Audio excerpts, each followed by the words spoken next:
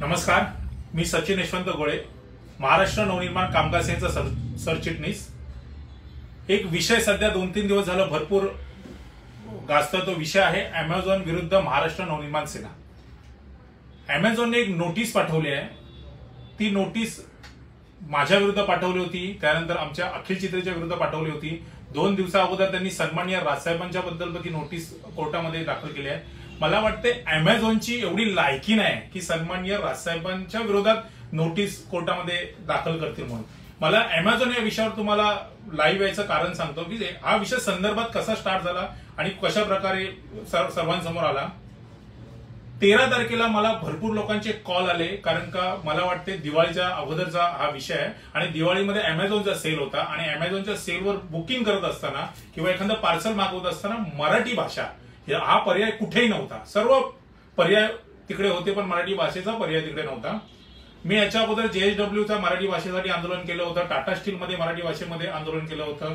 त्यानंतर मला हा विषय माझ्याकडे आल्यानंतर मी 14 तारखेला अमेझॉनचं जे गोडाऊन आहे वरीचं, त्या गोडाऊन मध्ये गेलो आणि तिकडच्या अधिकाऱ्याला झापलं की बाबा मराठी भाषा झाली पाहिजे। तर त्या मराठी भाषेच्या आग्रहाखातर त्या अधिकाऱ्याने माफी मागितली, महाराष्ट्राची सन्माननीय राजसाहेबांची माफी मागितली आणि त्यांनी मला असं सांगितलं की दिवाळीपर्यंत थांबा, कारण का तांत्रिक दृष्ट्या आम्ही पटकन मराठीमध्ये सगळ्या प्रोडक्टची नावं किंवा बाकीच्या गोष्टी करू शकत नाही। दिवाळीनंतर आम्ही मराठी भाषा आमच्या पर्यायामध्ये ऍपमध्ये उपलब्ध करू देतो म्हणून।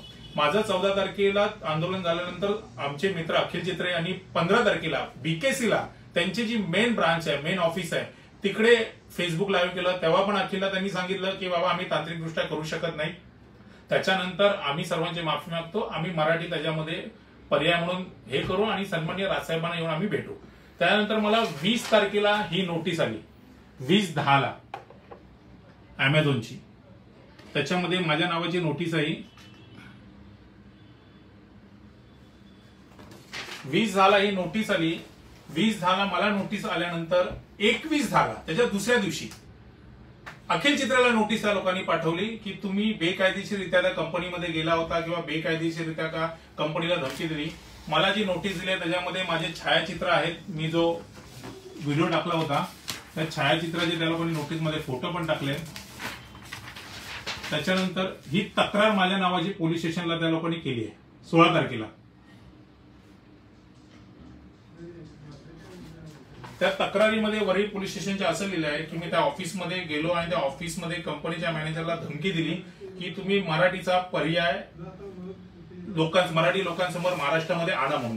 आता मला एका गोष्टीचं विचारायचं आहे की आम्ही जर महाराष्ट्र नवनिर्माण सेना हा पक्ष जर मराठीच्या आग्रहाखातर कुठल्या कंपनीमध्ये गेला आणि त्या कंपनीला सांगितलं की तुमच्याकडे सर्व भाषेचे पर्याय आहे, तुम्ही महाराष्ट्रात धंदा करता, महाराष्ट्राचं पाणी वापरता, महाराष्ट्राची वीज वापरता, महाराष्ट्राची जागा वापरता आणि ह्या अमेझॉन सारख्या भिकारी कंपनीला महाराष्ट्रातून सर्वात जास्त रेव्हेन्यू जातो, जेवढा रेव्हेन्यू बाकीच्या कुठल्याही राज्यातनं जात नाही।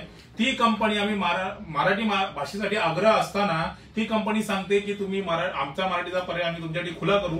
आम्हाला एकदा शब्द येते आणि त्याच्यानंतर सांगते की आमच्याकडनं ते होणार नाही। तर मला एक मराठी माणसाला प्रश्न विचारायचा आहे, तर हे आंदोलन आम्ही उभं केलंय ते चुकीचं आहे काय? आज ज्या आपल्या महाराष्ट्र राज्यामध्ये ज्या लोकांची सत्ता किंवा ज्या लोकांचं राज्य आहे, मला एक दुःख वाटतं की सन्माननीय बाळासाहेबांनी उभं आयुष्य मराठी माणसासाठी आपलं घालवलं। त्या बाळासाहेबांच्या मुलाची आज सत्ता आहे, त्या बाळासाहेबांच्या मुलाचं आज सरकार आहे, सांस्कृतिक मंत्री पण त्यांचं आहे।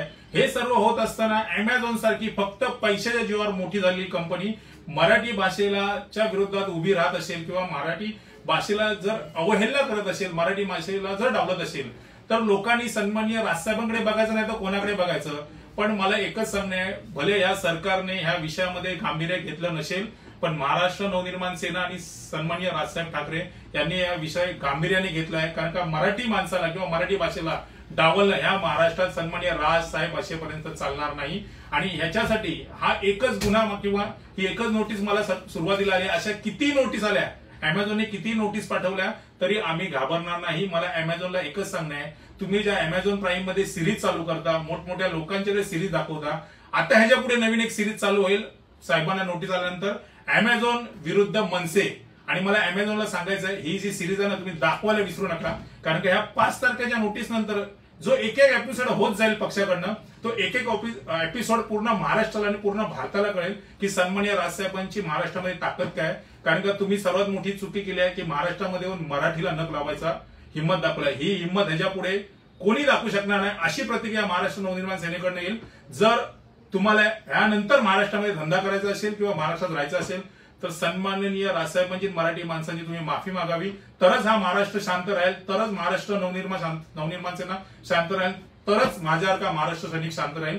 कारण का महाराष्ट्र सैनिकांना ज्या प्रतिक्रिया द्यायच्या त्या सगळ्या प्रतिक्रिया सन्माननीय राजसाहेबांनी शिकवलेल्या आहेत की कशा द्यायच्या म्हणून. आणि ह्या मुजर अमेझॉनला यापुढे महाराष्ट्रात धंदा करून देणार नाही, त्यांची लायकी दाखवणार एवढं नक्की. जय हिंद, जय महाराष्ट्र.